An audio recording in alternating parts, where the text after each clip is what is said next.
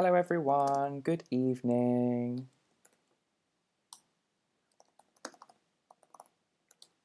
How are we all? Be sure to let me know if you can hear me. Hi Felix, hi everyone. As I said before, be sure to let me know if you can hear me properly. Hi Isabel. How are we? How are we? Est-ce que tout le monde va bien? Is everyone okay?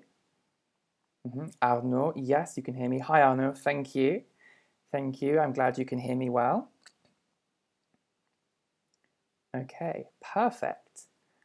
We'll wait one more minute to see if some other people arrive. In the meantime, how is everyone? How is everyone coping with the lockdown? It's only been a few days, but obviously we're all coping in our own way. So I hope that everyone is managing okay. Hi Anya, hi Kay as well. Nice to see you again. Thank you for joining us this evening. Bonsoir à tous. J'espère que vous allez bien. Hi everyone. J'espère que tu vas bien dans le confinement. J'espère que personne n'est trop enfermé, trop triste pendant le confinement. I hope everyone's all happy and not too sad. Hi Sylvie. Hi.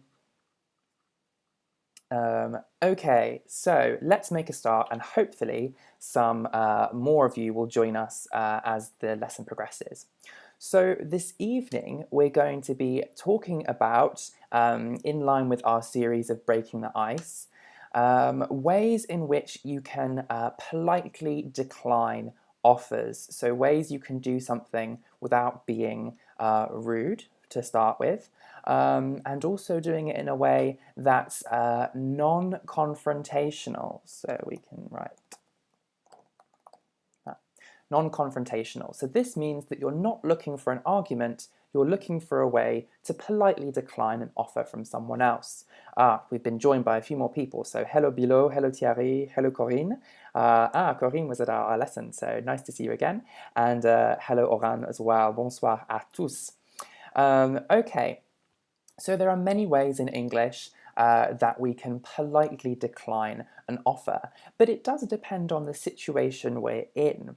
The offer determines the way in which we decline something, depending on the type of offer we receive. It might be a casual offer, such as, we're going to be talking about this, but being offered a piece of food, like cake, if someone comes to the office and offers you cake. But it might be a more serious refusal, such as not going to an event or something like that. Hi Maria, nice of you to join us. Okay, so first of all, we're going to be starting with a few bits of vocab and expressions that you can use to generally politely decline offers. And these phrases work with a lot of situations, so they're quite flexible, and if you have them in your arsenal, you'll be able to deploy them accurately and hopefully politely decline offers made to you. Because particularly in the UK, but also in general, it's considered rude to be very direct. Contrary to French culture in particular, directness is frowned upon. So it's better to be polite and to be a bit more indirect in the way that we answer questions and inevitably decline offers. Hi Evelyn, nice of you to join us. Don't worry, you haven't missed much. We haven't started with the vocab yet, so you're just in time, but thank you for joining us. Hi Romain as well. Okay, so our first piece of vocabulary is I am sorry, but. So I'll write this down. I am sorry, but. Okay, so in these situations, you'd have to write something after this phrase. You can't just stop the sentence right there. We need another bit of information. Donc, il faut de l'information supplémentaire après cette expression. Donc, on ne peut pas dire juste I'm sorry, but. Il faut ajouter quelque chose pour expliquer pourquoi on est désolé ou pourquoi on regrette quelque chose. So, I'm sorry, but, for example, we could say, I'm sorry, but I can't today if it's an event.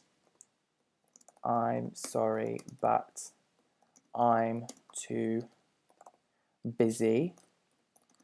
I'm sorry, but I can't do that right now. So how about you guys come up with some ways of finishing this sentence, okay? I'm sorry, but. What else? What other excuses could we use in this situation? I'll give you guys a minute to have a think about it. So a hypothetical situation might be that someone asks you to go for coffee and you can't, so you say, I am sorry, but.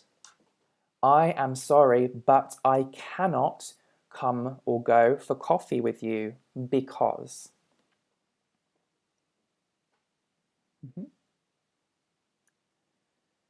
So Anya has said, I can't go there. Kaya said, but I have to go right now. Yes, so if you have to immediately be somewhere else, you can say, I have to go right now. Does anyone else have any suggestions?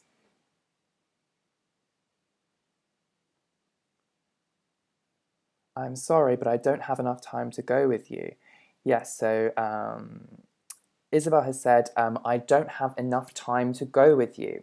Yes, so you can just say, I don't have enough time. That's okay. That's more indirect. If you add the to go with you, it sounds like you might have the time to go with someone else, but not this specific person. When giving these excuses, it's good to be as general as possible and as indirect as possible. In that way, you might not inadvertently offend the person. Salut François. Hi François, thank you for joining us. Okay, too much work. Okay, yes, so Anya has also said, I have too much work to do. Now, don't forget that in English, when we say work, this is again a general term. This can mean both work as in your job, so your professional job, your career. So for example, let's say you have work to do at the office, but it can also mean schoolwork or studies. So it might mean you have some homework to do, some studying to do, some English modules to do on our Cercle platform. So you might be busy with that. And it can also generally mean you have things to do perhaps around the house. So you could say, I have things to do at home, or I have work to do at home. Okay. Sylvie has got a really good one. I've planned something else. So you already have pre-existing commitments. This one is a bit of a high-level term.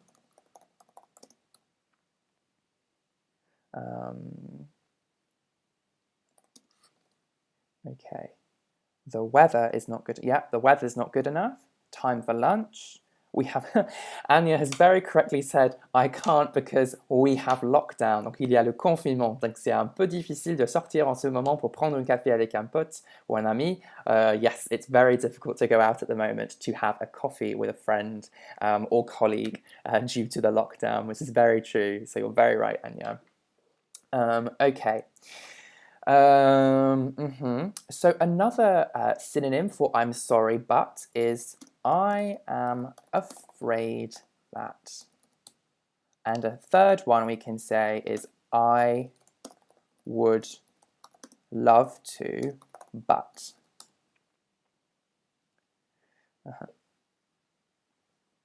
Okay. Oh, Isabel has given us a very complex structure here. It would have been nice or a pleasure, but I can't. So I would have been is the conditional perfect. So it's would have been. Donc j'aurais, il aurait été. It would have been. So we have would, the modal, have, the auxiliary verb, and finally the past participle of to be, which is been. It would have been, il aurait été. Donc il aurait été avec plaisir, mais je ne peux pas. It would have been nice, but I can't.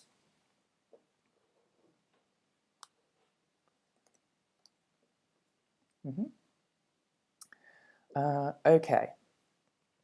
So these are some general ways we can decline an invitation. But how about if someone offers you a physical object or a piece of food that perhaps you might want to have but may not be good for you, perhaps because you're allergic, perhaps because you think it's unhealthy, or perhaps because it doesn't suit your dietary requirements. So this might mean because, for example, you are lactose intolerant, so you can't have things that contain dairy products or milk. It might be because you are vegetarian, so I am a vegetarian, so I cannot eat things such as sweets that contain gelatin, because gelatin is an animal product. It comes from the boiling of certain parts of animals, so I can't eat gelatin sweets. It might be for religious reasons.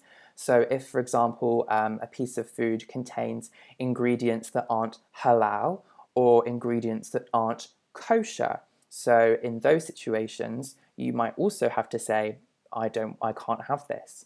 But there are polite ways you can say this in English. So our first phrase, it's very kind of you, but. It's very kind of you, but. So it's basically saying, thank you, I appreciate that you've offered me this. Let's go with cake. So it's very kind that you've offered me this piece of cake. However, or but, I can't have it because. So a way of extending your sentences is using because, given that,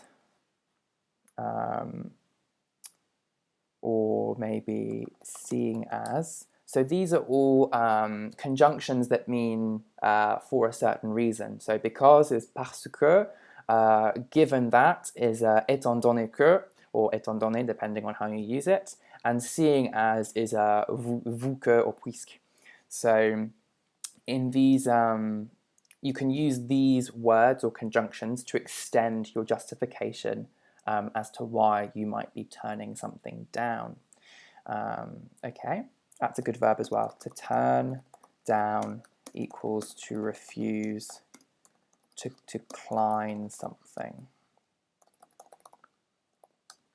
Okay, who can give me some examples of situations where you could say, it's very kind of you, but?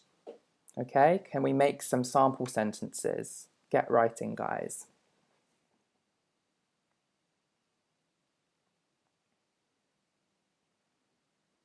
Who has some ideas? So Sylvia says, but I'm allergic. Yes, it's very kind of you, but I'm allergic. It might be you're allergic to one of the ingredients or the product as a whole.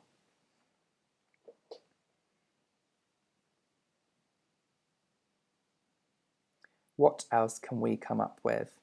But I'm tired. It's very kind of you, but I'm tired. Yes, thank you, Alex. So perhaps not for a piece of food, but an event, we could say that.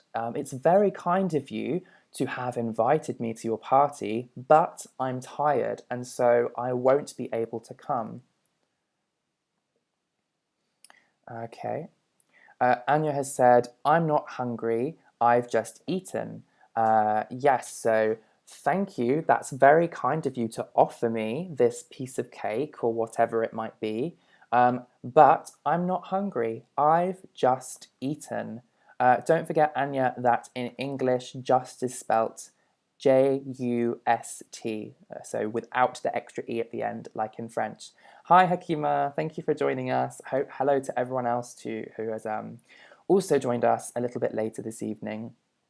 Monique has said, okay, I'm eating. I am gluten-free and also diabetic. I am gluten-free and also diabetic, so I cannot eat this product. Nadine has rightly said, given that you have to go to work. Thank you, it's very kind of you, but I have to go to work. And Arno has rightly said as well, I don't like that kind of food. Okay? Some other ways we can say this are, I appreciate the offer, but, and it's very tempting. But. Okay, so I've been asked to explain given that and seeing as. So I'll give you 2 example sentences for each. It's very kind of you to offer me this cake, but given that I am allergic to nuts, I won't be able to have a piece. Given that I am vegetarian, I don't eat products containing gelatin. And then what was the other one you asked? Seeing as. Seeing as the product contains milk, I won't be able to try it as I am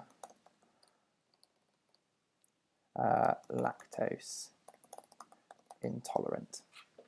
Okay, so those are some examples of where you can use given that and seeing as. So those are some good high-level structures, some good conjunctions that you can use. So coming back to the excuses you can give, a really good one, it's very tempting, but. So for example, let's say someone offers you your favorite piece of food or your favorite food item, and you usually can never refuse it. So for me, that would be here perhaps tarte au citron. So if someone offers me lemon tart, it's very difficult for me to say, oh, I can't. So in that situation, I would say, it's very tempting, but I'm on a diet, or I'm trying to avoid sugary products. Avoid sugary products. So sugary is an adjective which means containing lots of sugar. So sucré, avec beaucoup de sucre.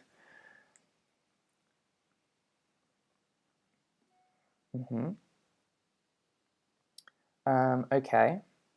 And if you just aren't really that bothered by something, you can say, actually, I think I'll pass. Actually, I think I'll pass. I'm not that hungry. Actually, I think I'll pass. I'm not really that into cake or sweet things. Monique said it's very tempting, but I have started a diet. And Thierry has said, it's very kind of you to propose me to see this film, but I don't like this actor. Okay, so in English, propose is a bit too formal in this situation. We'd usually use the verb to offer. So it is very kind of you to offer to see this film with me, but I don't like this actor. So we use to offer rather than to propose. Propose in English is more like to suggest. Or obviously in a marriage context, if you propose to someone, you're asking them to marry you. Okay. So let's say someone offers you something, perhaps not in your immediate vicinity, but someone suggests or offers an event or an outing to you, and you're not quite sure, so you would like to reflect and have some more time to think about the offer. So here is some vocabulary we can use to talk about these situations. We have, it's a great offer, but, oh no, sorry, I'm jumping. Yes, we can say that. It's a great offer, but, which means you might want to think more about it, say a job offer.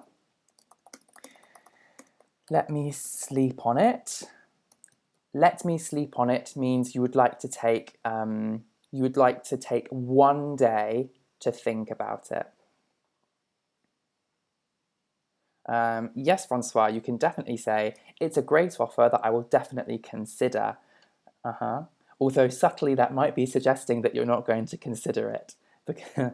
Sarcasm is rife in British culture, so if I said to you, it's a great offer that I will definitely consider, depending on the way I'm saying it, it might actually suggest that I'm not going to consider it at all, but out of politeness, with the theme, it suits. Okay.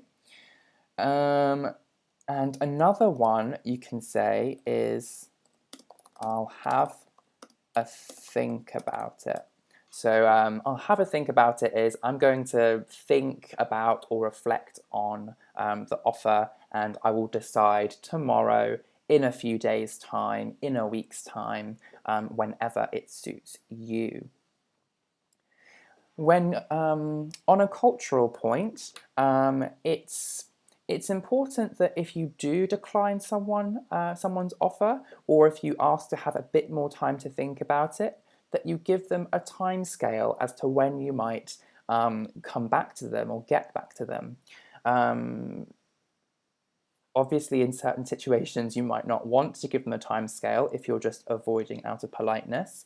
But if you say, for example, I'll have a think about it and I'll get back to you tomorrow, or I will talk to you tomorrow, or I will message you tomorrow.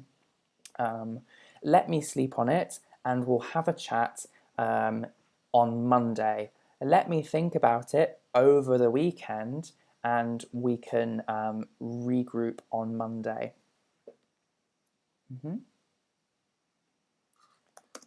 And if you still haven't decided, you can say, well, I still haven't decided yet. Could I have a bit more time? Alex has said, but it's too far away. I'm not quite sure what you mean there. Could you use it in a sentence?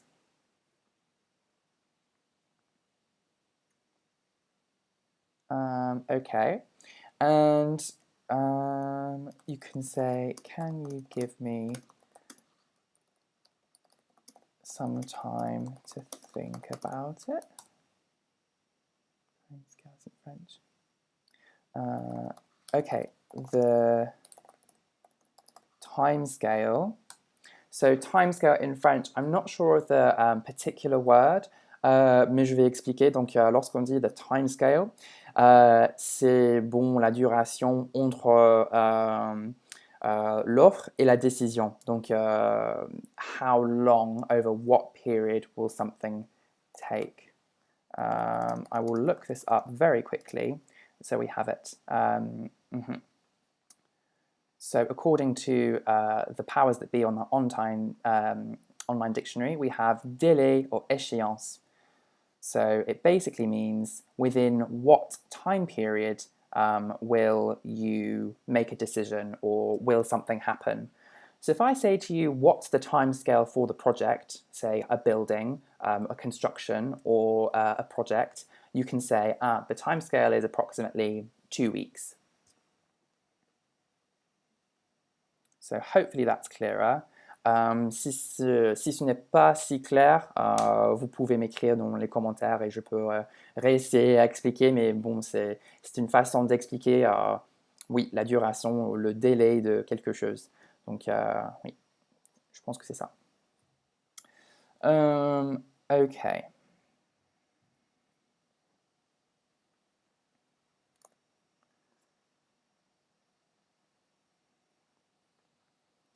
So you can say things like, I'm not sure. I'll have a think about it.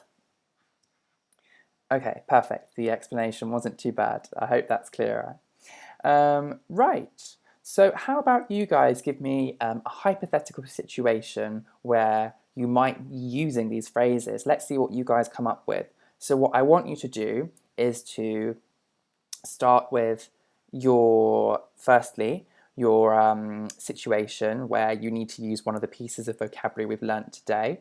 In other words, the situation, the offer that you've been given, and you're given your excuse. And the second part needs to be your justification. So Thierry has said it's not the time limit. No, so time scale and time limit are not the same thing. So time limit is the time by which you must complete something. So it's a much more fixed deadline. So for example, you would say, what's the time limit for this test? Or what's the time limit for, I don't know, the waiting time, if there is a fixed one, because there usually isn't, but in a hypothetical situation, there might be. So the waiting time limit is 15 minutes, and after that, you're automatically skipped to the front of the queue. Whereas timescale is more to do with not a limit, but the period over which something is done. So if you don't know how long something is going to take, someone can give you an indication of how long something will take. So timescale is less fixed. Timescales can change, can modify, whereas a time limit is the amount of time you have to complete something. Monique has said, yeah, le temps imparti. Yeah, so that's another way of thinking about it. I hope this is clear, and if not, again, you're more than welcome to let me know. Si c'est pas clair, vous pouvez me dire encore. Mais oui, en timescale et time limit, oui, ils sont pas des synonymes. Ils ont un sens un peu différent.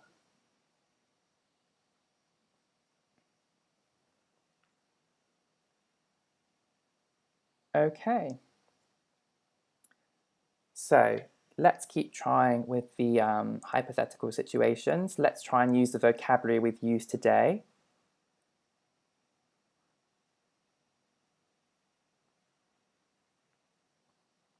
So, thank you for offering me this piece of cake. However, I will have to refuse you or turn this down. I appreciate the offer, but I'm trying to avoid sugary foods.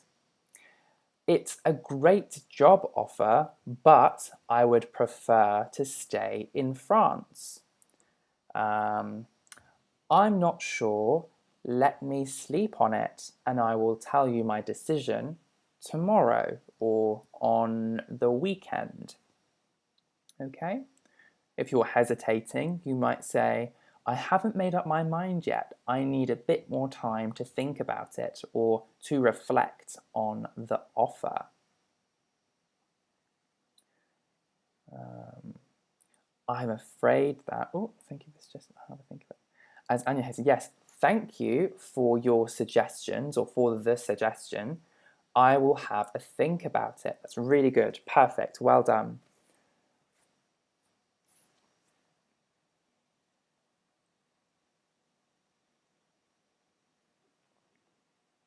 Has anyone else got anything more to say using these phrases?